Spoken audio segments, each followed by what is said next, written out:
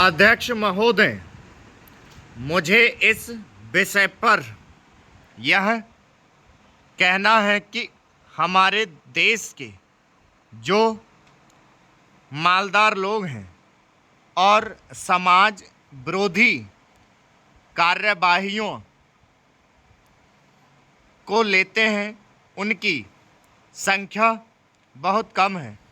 यह बात सही है कि इस देश के प्रति जो लोग न्याय नहीं करते हैं उनको ऐसा नहीं करना चाहिए, लेकिन यह सब होते हुए भी यह बात माननी पड़ेगी कि इस देश की परिस्थिति ऐसी है कि जिसमें व्यक्तिगत आलोचना करने से लाभ नहीं होगा।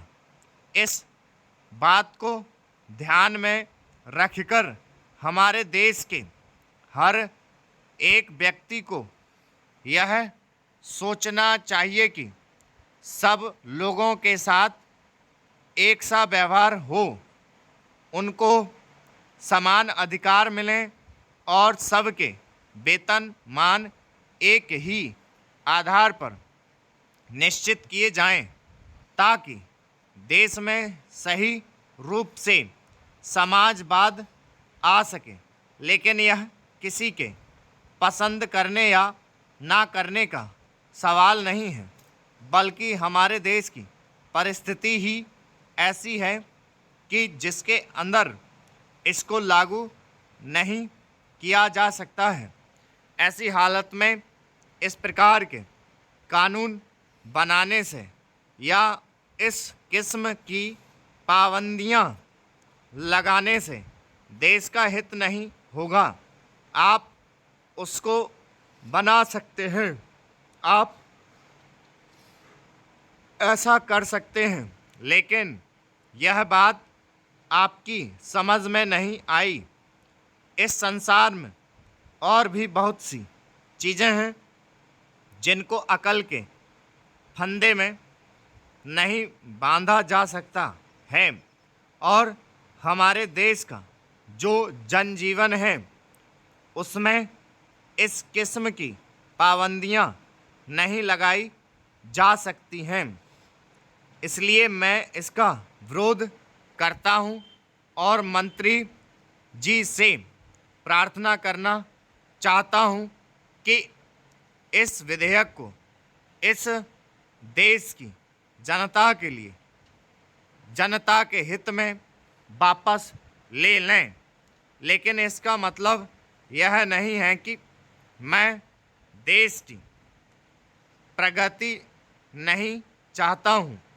यहाँ पर बहुत से माननीय सदस्य हैं जो कहते हैं कि वे इस बात का समर्थन करते हैं, लेकिन वास्तविक स्थिति यह है कि वे यहाँ तो आपका समर्थन करते हैं और बाहर इस बात का विरोध करते हैं।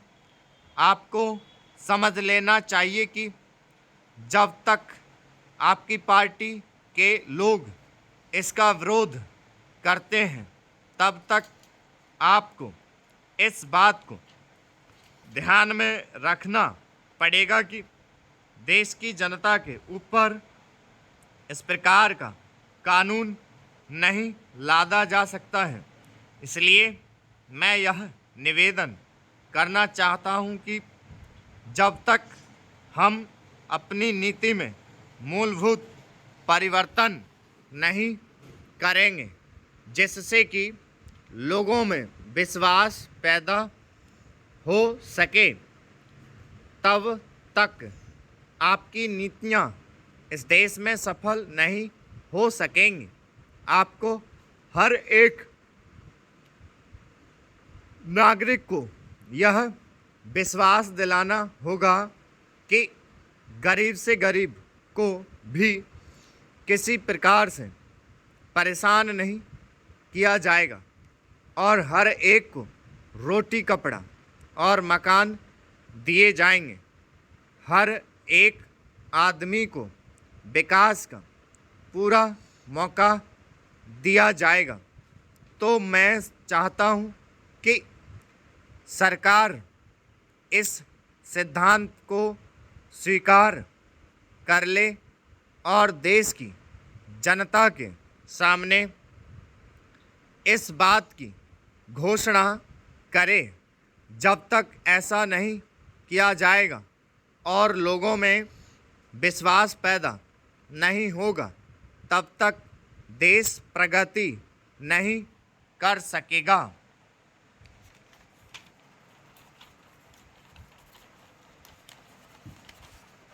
किसी देश की आर्थिक, सामाजिक और राजनीतिक स्थिति का धन्यवाद करने के लिए सबसे पहले यह जानना आवश्यक है कि उस देश की आर्थिक क्षमता किस प्रकार की है।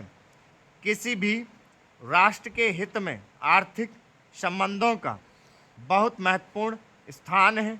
आर्थिक दृष्टि से संपन्न राष्ट्रों की ओर यदि हम दृष्टिपात करें तो मालूम पड़ेगा कि आर्थिक क्षमता का सिद्धांत उन राष्ट्रों ने किस प्रकार से अपनाया है।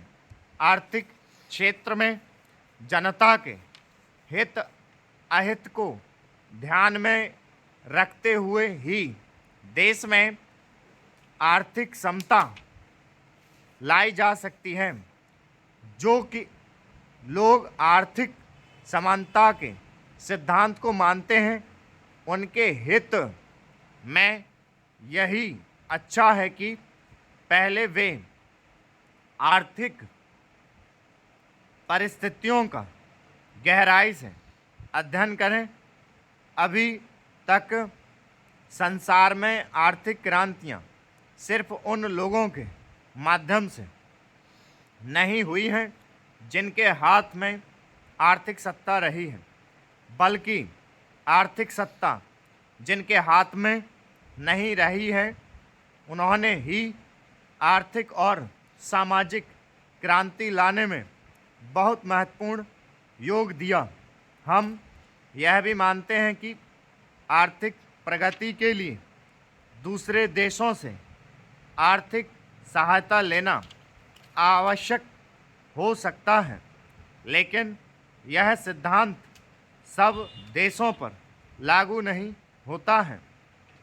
आमतौर पर आज विश्व के अनेक राष्ट्रों द्वारा जनहित को दृष्टि में रखकर आर्थिक शोषण को समाप्त करने की बात कही जाती है और अनेक देशों में आर्थिक अपराधों के लिए कठोर आर्थिक दंड की व्यवस्था भी की गई है। हो सकता है कि इस प्रकार की व्यवस्था करना आर्थिक विकास की दृष्टि से आवश्यक हो, लेकिन फिर भी यह जनहित में आवश्यक है कि आर्थिक विषमता को दूर करने का प्रयास किया जाएगा। यह जनहित में नहीं होगा कि कुछ ही लोगों के साथ में आर्थिक सत्ता केंद्रित रहे। इसलिए जिनके हित में आर्थिक नीतियां बनाई जाएं, उनका ही विशेष रूप से उनमें ध्यान भी रखा जाए। हमारे देश की यही परंपरा रही है और जनहित को दृष्टि में रखकर ही आर्थिक नीतियां बनाई गई हैं। यदि हम अपनी पंचवर्षीय योजनाओं की ओर दृष्टिपात करें तो हमें पता चलेगा कि जनहित को ध्यान में रखते हुए ही स्टॉप 10 मिनट की है 80 एक्यूरेट।